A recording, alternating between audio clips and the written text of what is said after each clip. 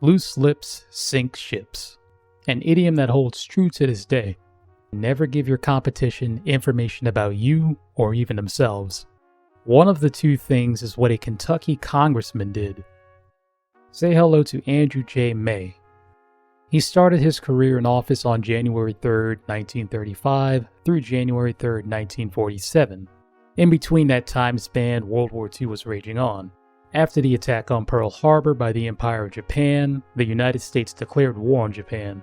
The Imperial Japanese Navy at the time was a formidable foe, from their aviation to their naval gunnery. But the United States Navy had some tricks up their sleeves, particularly their submarines. But at the beginning they had their shortcomings.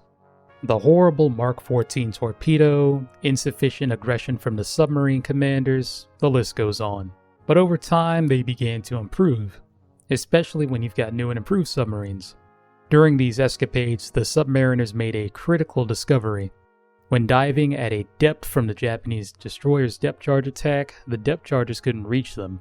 This allowed the American submarines to escape. At the time, the Imperial Japanese Navy didn't know how deep Allied submarines could go. They were really set to explode at their own submarine's depth, which couldn't go that deep at all, about 100 meters or so. Word got back to the Navy, made its way to other sub-commanders, even the British. Their subs could go pretty deep too, and they took great advantage of this, but also got to the aforementioned Andrew J. May. He picked this information up during his visit to the Pacific War Zone. He then held a press conference telling the people about what he had learned. Assume your enemy is always listening. Imperial Japan was doing just that. Word got to the Imperial Japanese Navy. They recalled some of their destroyers back and retrofitted them with depth charges with new fuses. Commander of the U.S. submarine fleet Charles Andrews Lockwood said during a press conference of his own, "I hear Congressman May said that depth charges are not set deep enough. He will be pleased to know that the Japs set them deeper now." It is estimated to have cost 10 submarines and over 800 men their lives. One of these submarines may have been the USS Largardo. She was overdue and presumed lost on the 10th of August 1945.